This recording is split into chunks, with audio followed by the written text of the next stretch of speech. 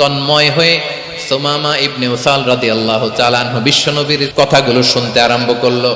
একদিন নয়, 2 দিন নয়, টানা 3 দিন বিশ্বনবী সুমামার কাছে ইসলামকে প্রেজেন্ট করেছেন, উপস্থাপন করেছেন। আওয়াজ করে বলেন, কয় দিন? 3 দিন।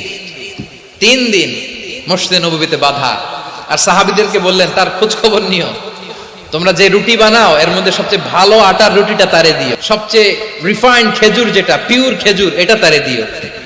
আর বিশ্বনবী নিজের উট থেকে দুধ দহন করে ওনার বাড়ির এক কর্মচারীকে বলেছেন, দুধ দহন করে সুমামার জন্য নিয়ে যেও। সুবহানাল্লাহ পড়বেন না? সবাই তো অবাক, ইয়ামামা থেকে আসছে নবীকে হত্যা করতে, বিশ্বনবী দেখে তারে জামাই আদর করে, তাকে মজার মজার খাবার দিও, দুধ দিও, আদর আপ্যায়ন করো।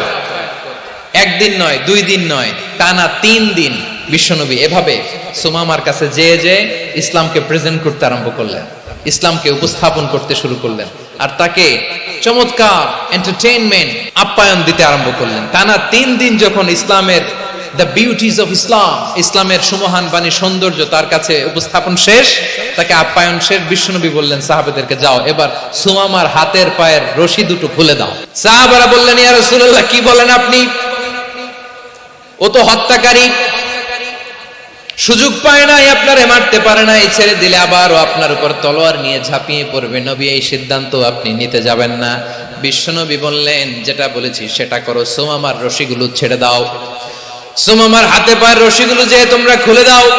সাহাবারা তর্ক জোরে দিলেন, লা ইয়া রাসূলুল্লাহ, এমনটা করবেন না, তো ভয়ঙ্কর ভয়ঙ্কর খুনি, কি জানি কি হয়ে যায়। বিশ্বনবী বললেন, না, তার হাতে পায়ের রশিগুলো খুলে দাও। সাহাবারা বিশ্বনবীর কথা মতো তার হাতে পায়ের রশিগুলো খুলে দিল। সুমামা মুহূর্তের মধ্যে মসজিদে নববী থেকে বের হয়ে ইয়ামামায় ফিরে না যে মসজিদে নববীর পাশে একটা খেজুর বাগান ছিল, সেখানে চলে গেলেন।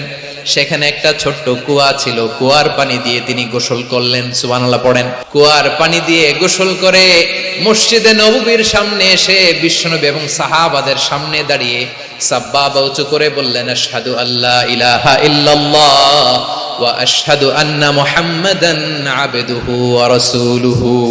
আল্লাহু আকবার। আমি সাক্ষ্য দিচ্ছি আল্লাহ ছাড়া কোনো ইলাহ নাই, আর মুহাম্মদ আল্লাহ তাআলার প্রেরিত বান্দা এবং রাসূল।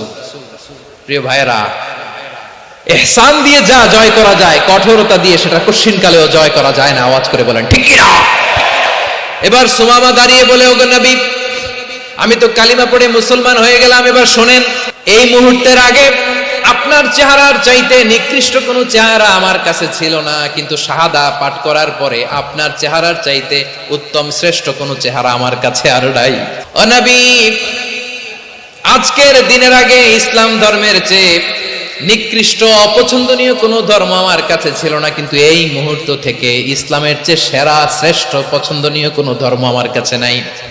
নবী গো, আজকের দিনের আগে মদিনার চাইতে অপছন্দনীয় নিকৃষ্ট কোনো শহর আমার কাছে ছিল না, কিন্তু এই মুহূর্তের পর থেকে মদিনার চাইতে কোনো শ্রেষ্ঠ শহর আমার জানা নাই। সে ছিল গমের বড় ডিলার, গম বেচতো। কি বেচতো? তার গম কিনে মক্কার লোকেরা রুটি খাইতো। সে ঘোষণা দিল, আজকে থেকে মক্কাবাসীদের জন্য সব গম আমি হারাম করে দিলাম, মক্কাবাসী এখন না খেয়ে মরে। সুবহানাল্লাহ পড়বেন না? মক্কাবাসী বিশ্বনবীর কাছে আসলেন, এসে বললেন, মুহাম্মদ, আমরা তো তোমার ভাই, তোমার চাচা, তোমার ভাতিজা, তোমার আত্মীয়, তুমি সুমামারে বলো সে যেন আবার গমের সাপ্লাই মক্কার জন্য অনুমতি দিয়ে দেয়। বিশ্বনবীর অনুমতি ক্রমে সুমামা আবার মক্কাতে গম পাঠাতে শুরু করলো। পড়েন সুবহানাল্লাহ। ইহসান, ইহসান দিয়ে আপনি যেটা জয় করতে পারবেন, you can win the heart of your enemies. ইহসান দিয়ে আপনি আপনার শত্রুর হৃদয়কে জয় করতে পারবেন। আওয়াজ করে বলেন, ঠিক কি না? এজন্য আল্লাহ বললেন, ওয়া আনফিকু ফি সাবিলিল্লাহি ওয়া লা তুলকু বিআইদিকুম ইলাত তাহলুকা ওয়া আহসিনু ইন্নাল্লাহা ইউহিব্বুল মুহসিনিন। তোমরা আল্লাহর রাস্তায় দান করবে, আর নিজেরা নিজেদেরকে ধ্বংসের হাতে ঠেলে দিও না। তোমরা একে অপরের প্রতি ইহসান করবে, কারণ ইহসানকারীদেরকে আল্লাহ বড় ভালোবাসেন। সুবহানাল্লাহ পড়ে। আবার সূরা রহমানে আল্লাহ বললেন, হাল জাযাউল ইহসানি ইল্লাল ইহসান ফাবিআইয়ি আলা, সবাই পড়েন ফাবিআইয়ি আলাই রাব্বিকুমা তুকাযযিবান। ইহসানের প্রতিদান হিসেবে ইহসানি হয়।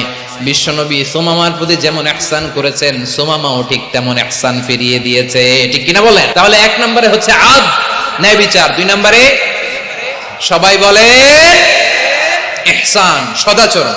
ইহসান দুই ধরনের প্রিয় ভাইরা, ইহসান ফিল ইবাদা, ইহসান ফিল মুআমালা। ইহসান ফিল ইবাদা হচ্ছে একাগ্র অনুভবে ইবাদতে ডুব দেওয়া, এর নাম ইবাদতের ইহসান। সুবহানাল্লাহ পড়ো। বিশ্বনবী বলেন ইহসান মানে কি জানো নাকি? হাদিসে জিবরিলে সাইয়েদনা জিবরিল আলাইহিস সালাম বিশ্বনবীকে বললেন আখবিরনি আনিল ইহসান, নবী আমাদেরকে বলেন ইহসান মানে কি? বিশ্বনবী বললেন আনতা আবুদাল্লাহা কাআন্নাকা তারাহু ফাইন লাম তাকুন তারাহু ফাইন্নাহু ইয়ারাক। ইহসান মানে হলো এমন ভাবে তুমি আল্লাহর সামনে নিজেকে উজাড় করে ইবাদত করবে, তুমি ভাববে তুমি আল্লাহকে দেখতে পাচ্ছ। আর এটা যদি ভাবা তোমার জন্য কঠিন হয়ে যায়, অন্তত এতটুকু তুমি ভাববা যে আল্লাহ তোমাকে দেখতে পাচ্ছেন, ঠিক কিনা বলেন? ও আমার বীর চট্টলার ভাইয়েরা, কেউ যেটা দেখে না সেটা দেখে কে? এই বিশ্বাস হৃদয়ের মধ্যে আছে? নামাজে যখন দাঁড়ান এই ফিলিংসটা আনা যাবে? হ্যাঁ, এশার সালাত তো এখনো হয় নাই না? আলোচনা শেষে এশার সালাত এখানে অনুষ্ঠিত হবে, তাই না?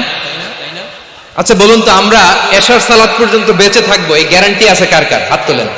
কয়েকজন হাত তুলছে পেছনে, না বুঝে তুলে ফেলছে। এশা পর্যন্ত যে আমরা হায়াত পাবো কোনো গ্যারান্টি আছে? সবাই আওয়াজ করে বলেন গ্যারান্টি আছে? গ্যারান্টি নাই। এজন্য বিষ্ণু ইসলাম বলেছে এমন ভাবে নামাজে দাঁড়াও, ইবাদত করো, মনে করো হতে পারে এটাই আমার জীবনের শেষ নামাজ।